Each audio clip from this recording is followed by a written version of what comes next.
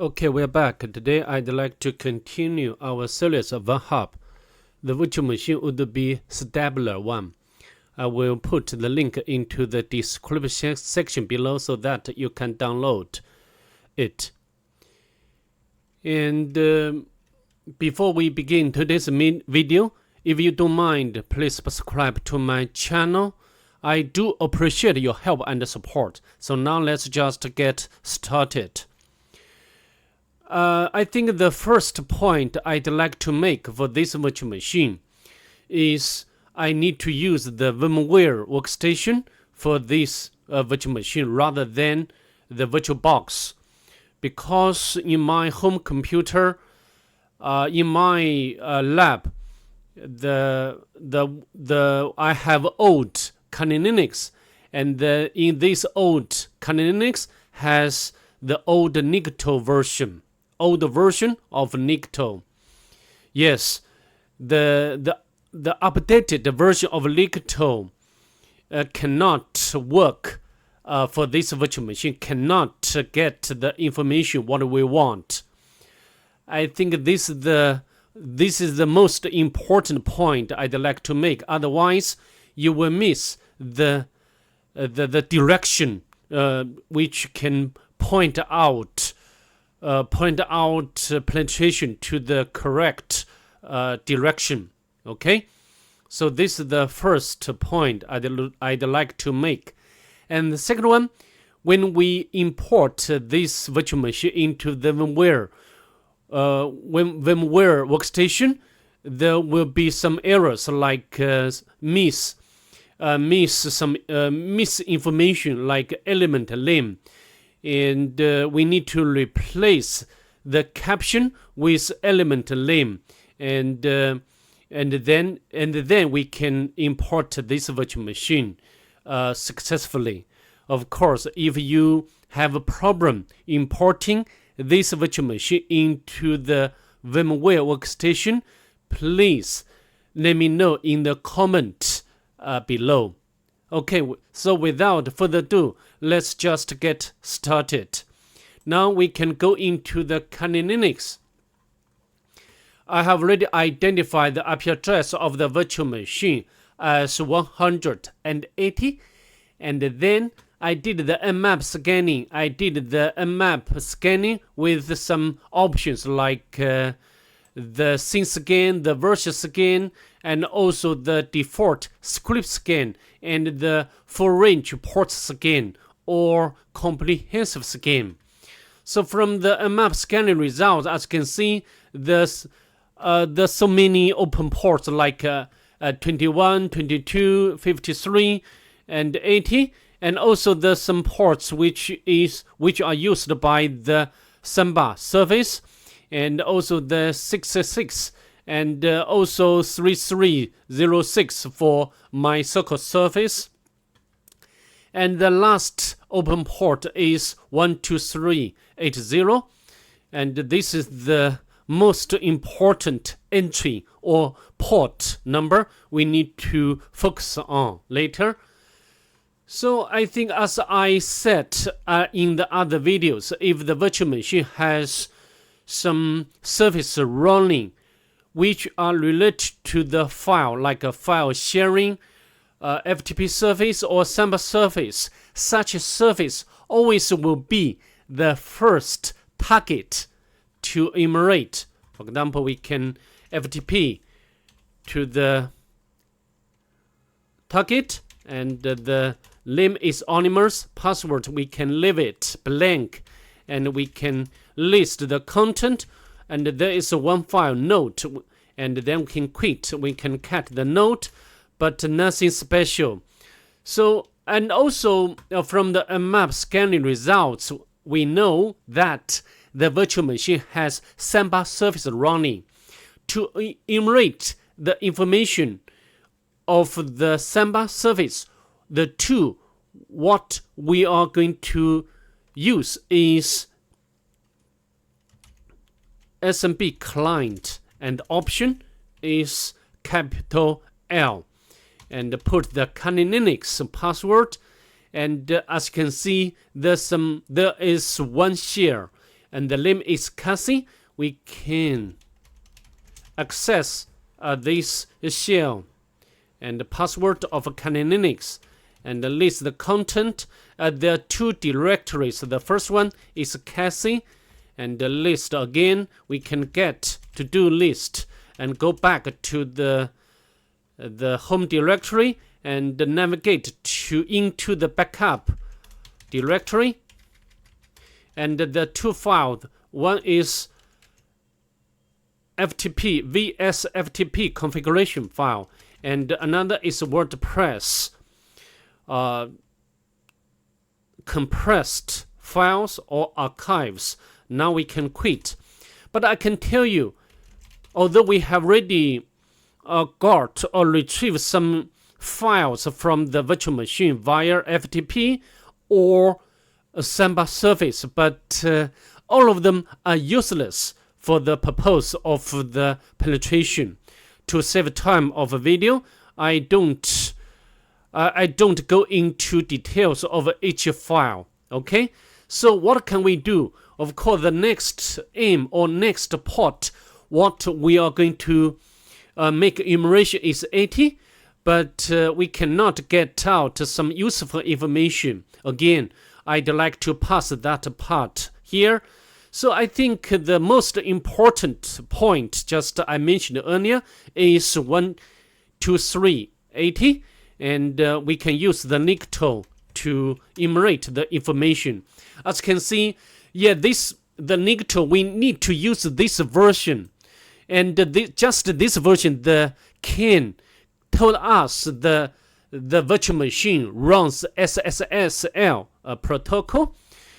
If you use the updated version of Nikto, you will not find this information, which is very, very important for this virtual machine. Yes, I'd like to declare this point again. And from the Nikto, output, we can know there's some directories like admin 112233, but this directory is useless, just some cross-site scripts attack vulnerability page. But the second one, block, we need to move forward onto this directory. But remember, we need to use the HTTPS rather than HTTP. Otherwise, you get a very normal page. And block. As you can see, this is the WordPress installation. And since we have already know that the target directory block is running WordPress, and then we can use the WordPress again to enumerate the username and also plugin, and the option is the option is E, and the value is U and P. U means the username and P means plugins. But we need to disable TLS checks. And let's hit enter.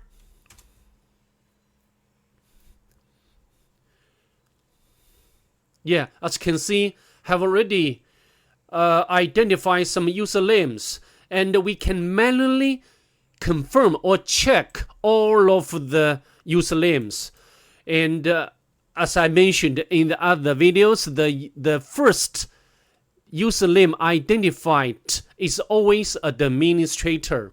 But this time, this is not UU style, some blank. So of course you can check it manually, but this is not correct username. And we can check the second one, John. And so we can go to the WP admin, the John, and password 123, login. So it means that the password you entered for the username John is incorrect.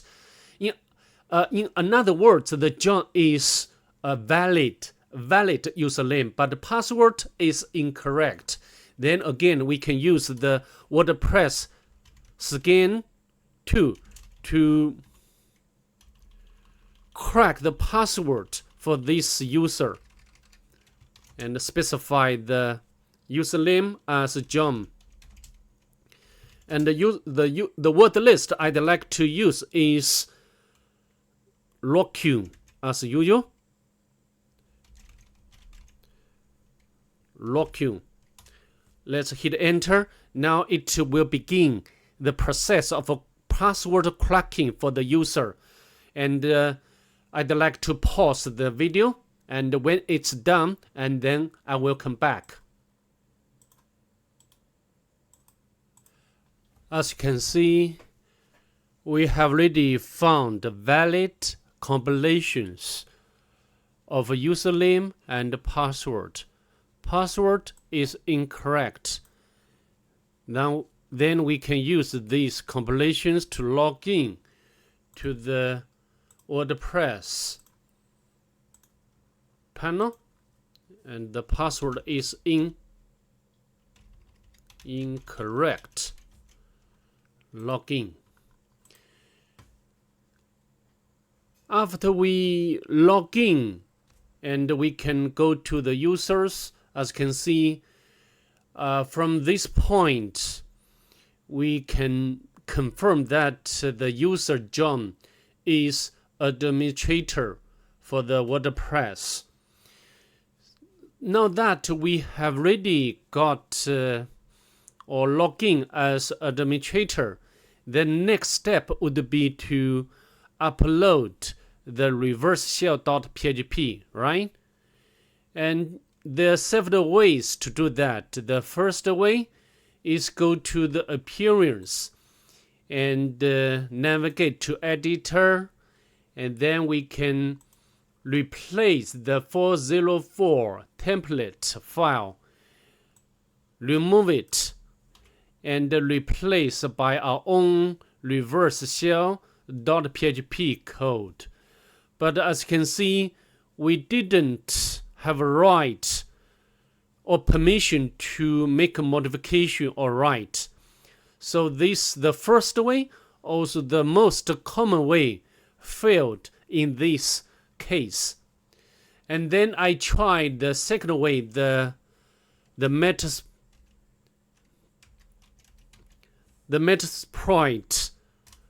module. You know, there is one module, the WordPress admin module. We can search admin, and we can use this module to get the reverse shell. But I can tell you, I failed by this way. To save time, I will not test it here. So now I quit. So, and then the third way, or the third option to elevate our, to upload the reverse shell.php is go to the plugins and upload the plugin. And we can upload the zip, as you can see here, can upload the zip file onto the target, or we can directly upload the reverse shell.php. And let's do it. We can copy from my toolsets directory, but before we use that, we need to modify this file. Needed to modify the IP address to Kali Linux. I need to confirm IP address of the Kali Linux, which is 143. Yeah, it's correct. And as always, I like to choose another port number, which is 555. Now we can write and quit. So we can upload this file in store. Now Then we can go back to, so now we need to know where the shell.php is uploaded onto the target, right? And block. And we can check the source code. I think it should be a WP content. And we can, but before we do that, we need to set up the listener first. And then we can make a copy here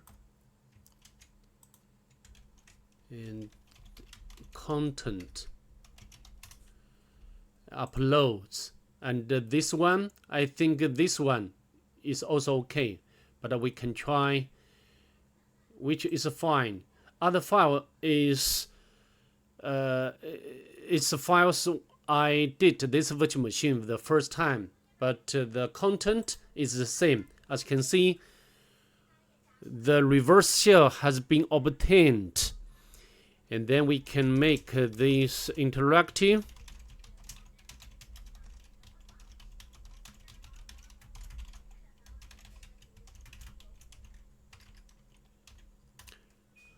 Oh, I mistype.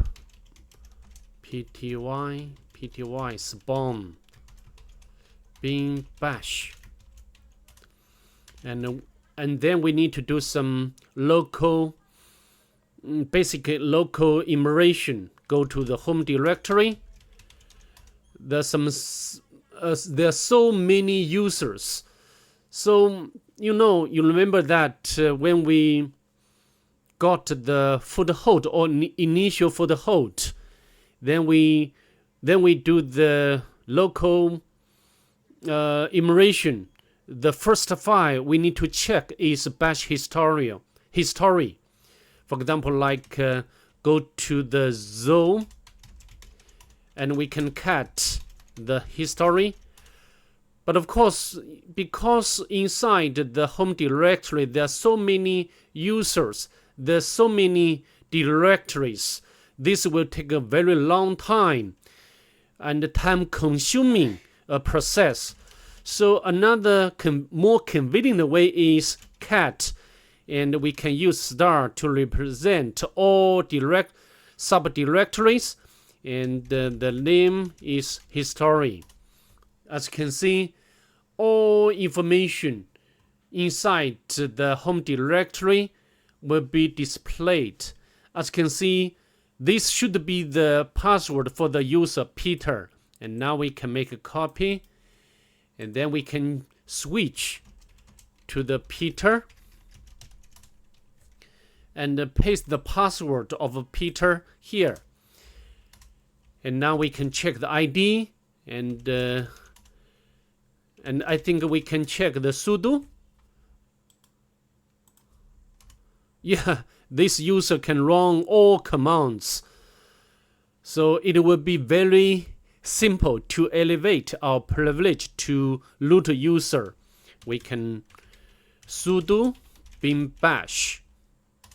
As you can see from the banner, we have already become the root user, and we navigate to the root directory, and then we can get the root flag. Sorry, not get.